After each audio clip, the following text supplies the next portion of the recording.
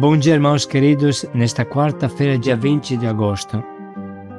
Bom dia, queridos irmãos e irmãs. Meditaremos hoje o capítulo 20 de São Mateus, dos versículos de 1 a 16a. Porque estáis aí o dia inteiro sem fazer nada, ide vós também para a minha vinha. Se nós entendêssemos o quanto Deus precisa de operários, de agricultores, pastores, pescadores de almas, com mais generosidade e rapidez, falaríamos o nosso sim. Deus procura trabalhadores para sua vinha, de madrugada, às 9, ao meio-dia, às 3 da tarde, até no fim do dia, às 5 da tarde. Continuamente Ele repete ao nosso ouvido: vai trabalhar na minha vinha. A messe é grande e madura, mas se perde e apodrece pelos campos por falta de trabalhadores. Deus paga bem, mas nem isso consegue nos despertar do nosso sono. Deus precisa de mim. Qual será a minha resposta?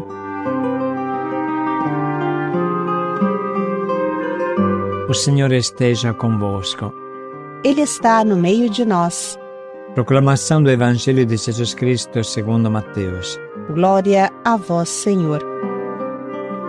Naquele tempo, Jesus contou esta parábola aos seus discípulos. O reino dos céus é como a história de um patrão que saiu de madrugada para contratar trabalhadores para a sua vinha.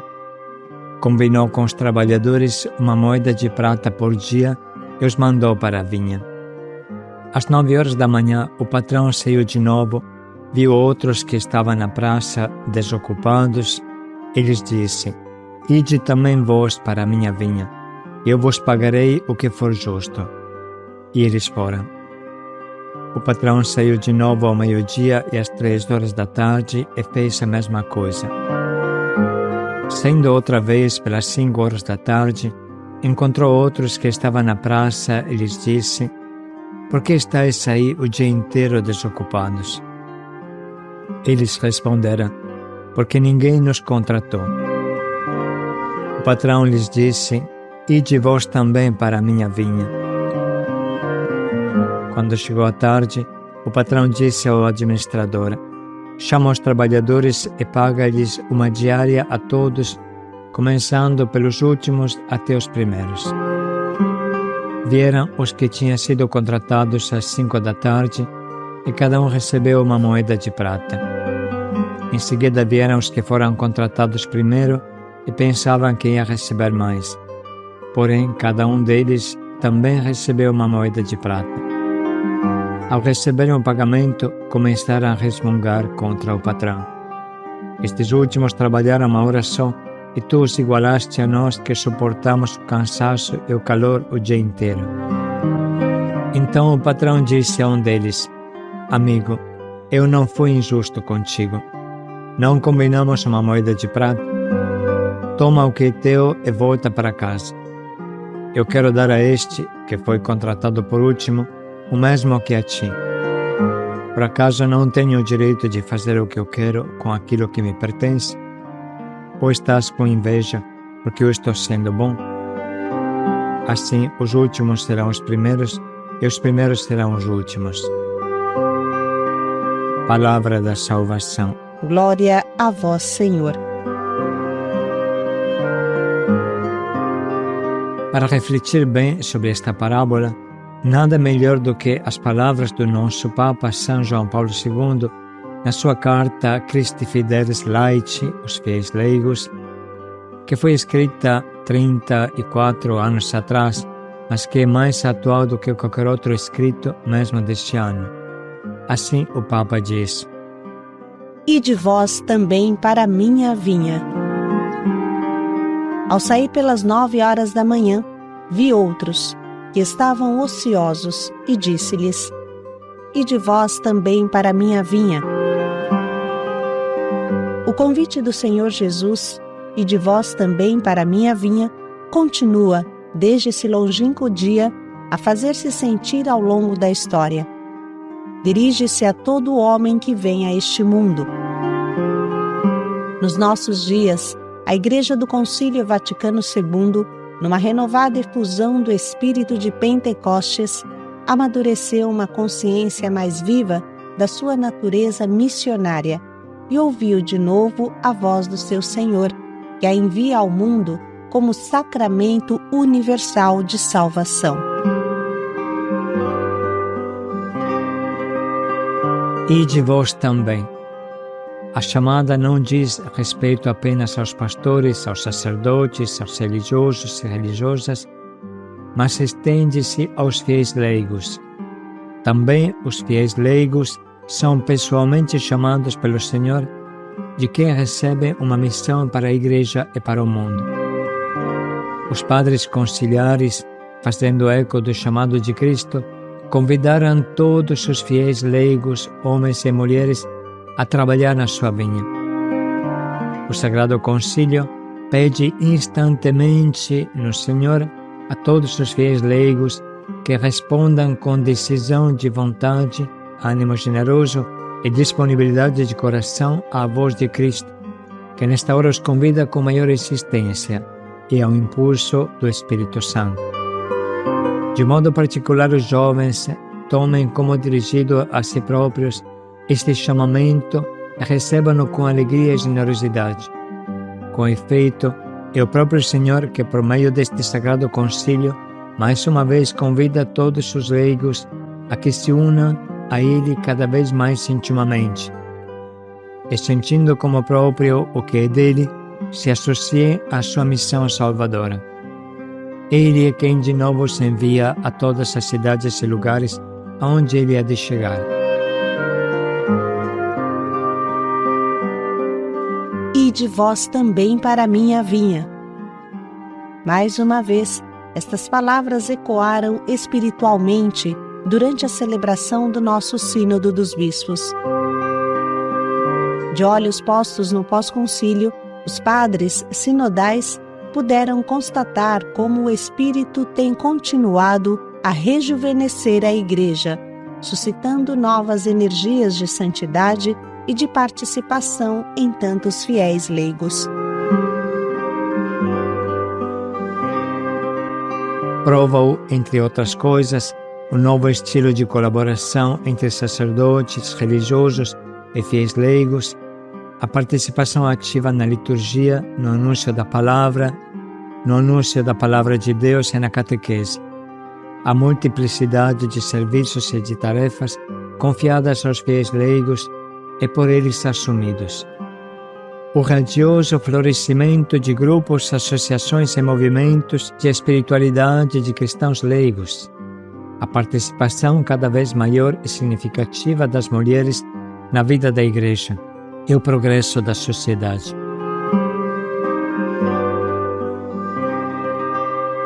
O significado fundamental deste sínodo, consequentemente, o seu fruto mais precioso, é que os fiéis leigos escutem o chamado de Cristo para trabalharem na sua vinha, para tomar parte viva, consciente e responsável na missão da Igreja, nesta hora magnífica e dramática da história, no limiar do terceiro milênio. Novas situações, tanto eclesiais como sociais, econômicas, políticas e culturais, reclamam hoje, com uma força toda particular, a ação dos fiéis leigos. Se o desinteresse foi sempre inaceitável, o tempo presente torna-o ainda mais culpável. Não é lícito a ninguém ficar parado. Por que ficais aqui o dia inteiro sem fazer nada? Eles responderam: porque ninguém nos contratou. Disse-lhes ele: ide vós também para a minha vinha. Não há lugar para o ócio, uma vez que tanto o trabalho que a todos se espera na vinha do Senhor. O proprietário insiste ainda mais no seu convite: ide vós também para a minha vinha.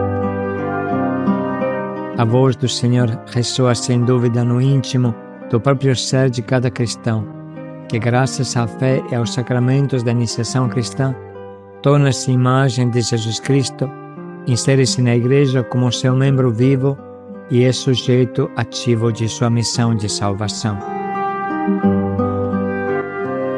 Para compreender bem estas palavras do Papa São João Paulo II e este Evangelho, vamos dar o exemplo do que aconteceu na Coreia, como foi a evangelização deste país. Eis a história nos detalhes. Enquanto a maior parte do Oriente começou a ser evangelizada por sacerdotes e religiosos enviados em missão pelas suas respectivas ordens, a Coreia viveu um processo diferente. No século XVII, membros da nobreza coreana entraram em contato com o catolicismo durante as viagens à China e ao Japão. A fé já tinha criado raízes em ambos aqueles países. Com base no que tinham observado e aprendido sobre o catolicismo em livros escritos em chinês, aqueles nobres coreanos tentaram praticar essa mesma fé recém-descoberta ao retornarem à Coreia. Um deles, Yi Sung-han, foi batizado em Pequim e voltou para casa em 1784 para fundar uma comunidade cristã. Por cerca de 100 anos, o cristianismo foi sustentado pelo protagonismo dos leigos. Tudo começou no século XVII, com o interesse pelo cristianismo por parte de um grupo de letrados, que ao lerem o livro do missionário Mateus Ricci, com o título O Verdadeiro Sentido de Deus, tiveram a iniciativa de encarregar o filho do embaixador coreano na China na busca das riquezas de Jesus Cristo. Observe bem, o líder desse grupo, Yi Sung-hun, era um jovem e ousado leigo cristão que com seus amigos fundou a primeira comunidade cristã. Com a eficácia do Espírito, estes jovens começaram a evangelizar de aldeia em aldeia, a ponto de somarem em 10 anos 10.000 testemunhas da presença do ressuscitado. Várias vezes solicitaram do bispo de Pequim o envio de sacerdotes a fim de organizarem a igreja. Roma, porém, era de difícil acesso e o Papa sofria com a prepotência de Napoleão. Resultado, a igreja pôde socorrer os cristãos coreanos somente 30 anos depois, quando os cristãos coreanos tinham sido martirizados aos milhares. Os primeiros mártires coreanos escreveram com sangue as primeiras páginas da história da Igreja da própria pátria. Na data da canonização bicentenária de 200 anos do início da evangelização da Coreia, esta nação contava com 1.400.000 católicos, 14 dioceses, 1.200 sacerdotes, 3.500 religiosos e 4.500 catequistas. Tudo isso nasceu de um jovem leigo ousado. Pense um pouco na força de um jovem. Este é o evento que marca o estabelecimento da Igreja Católica na Coreia. A difusão do Evangelho não parou pela falta de pastores ordenados, mesmo que isso seja uma dimensão indispensável para implantar a Igreja. Esse fato muito deve nos fazer refletir.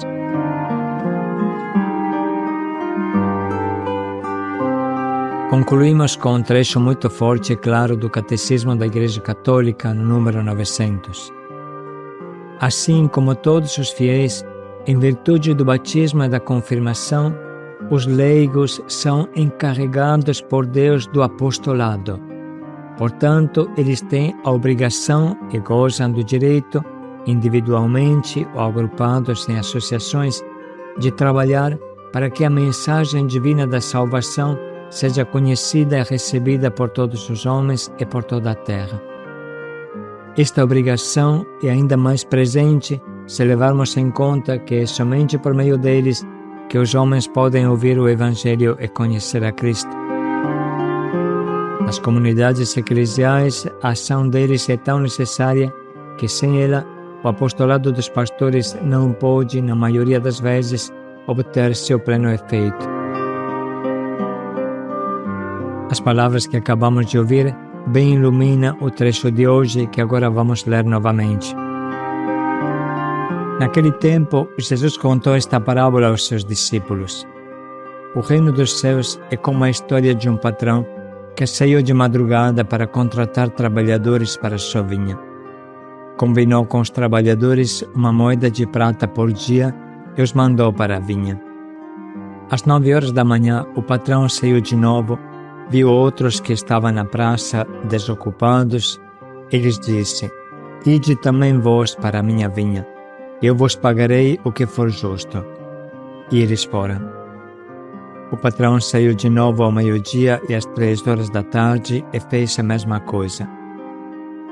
Saindo outra vez pelas 5 horas da tarde, encontrou outros que estavam na praça e lhes disse: Por que estáis aí o dia inteiro desocupados? Eles responderam: Porque ninguém nos contratou. O patrão lhes disse: Ide vós também para a minha vinha.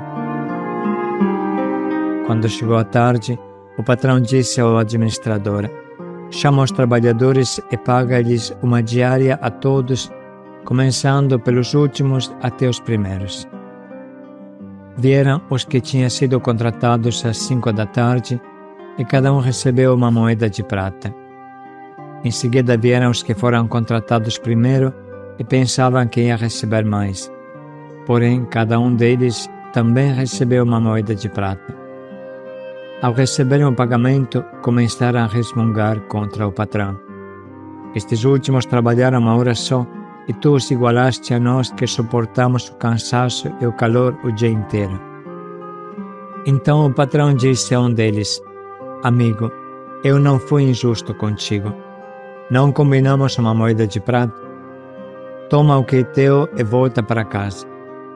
Eu quero dar a este, que foi contratado por último, o mesmo que a ti. Por acaso não tenho o direito de fazer o que eu quero com aquilo que me pertence? Ou estás com inveja porque eu estou sendo bom? Assim, os últimos serão os primeiros e os primeiros serão os últimos.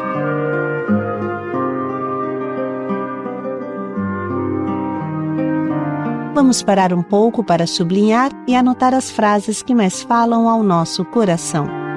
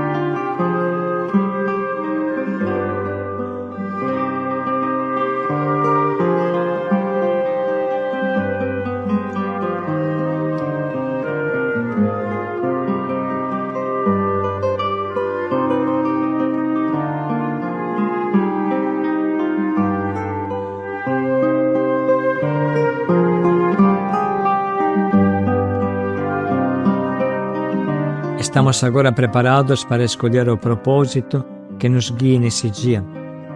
A pergunta que Jesus nos faz é: o que você está fazendo para construir o meu reino, o reino de Deus? Você está trabalhando? Você, por acaso, está colocando as suas forças em algo que não tem nada a ver com o meu reino? De que forma hoje podemos construir o reino de Deus com Jesus?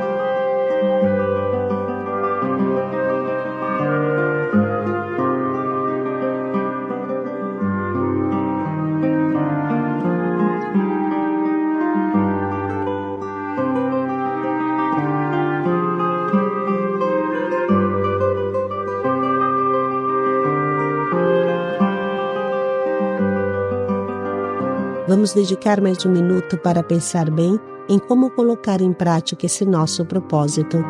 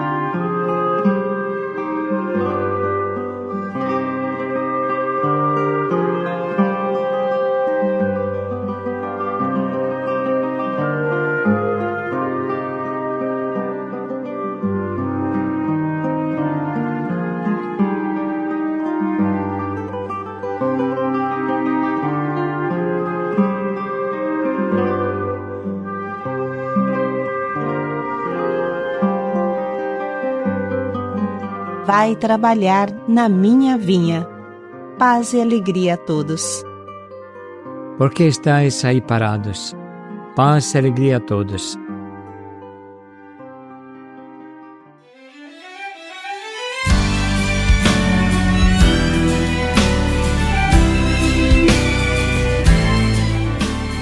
Irmãos, no dia 4 de outubro iremos celebrar o Jubileu da Esperança da Missão Belém na Catedral de São Paulo.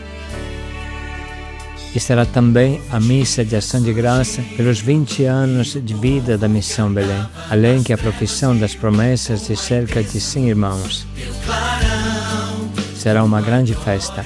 Se organize para participar em peso a este momento especial. Venha receber a graça do Jubileu da Esperança, a graça da indulgência plenária e vamos dar o nosso obrigado a Deus pela vida que Ele nos concedeu nestes 20 anos. Somos nós este povo alcançado por tua luz, fruto da tua obra na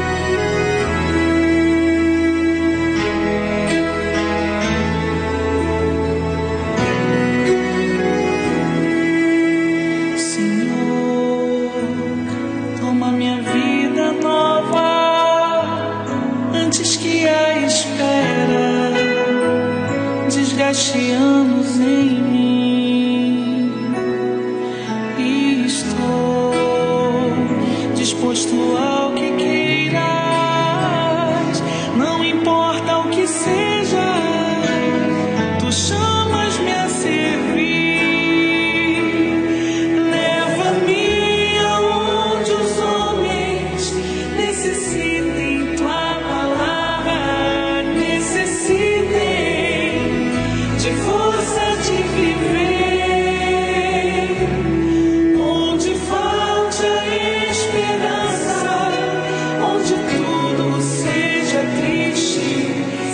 simplesmente por não saber de ti.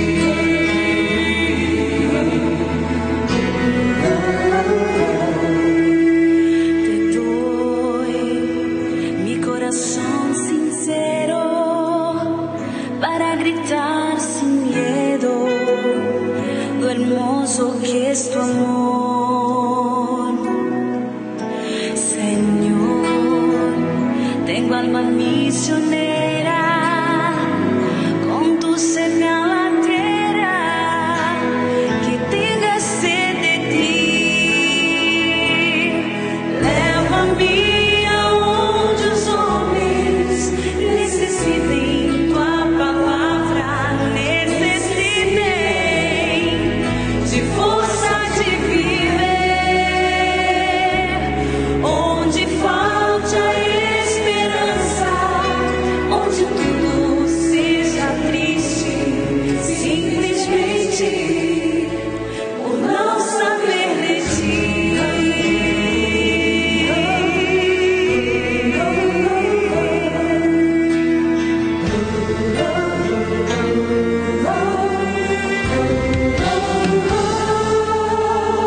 How much singing your love and glory through every nation, preaching the greatness of your name.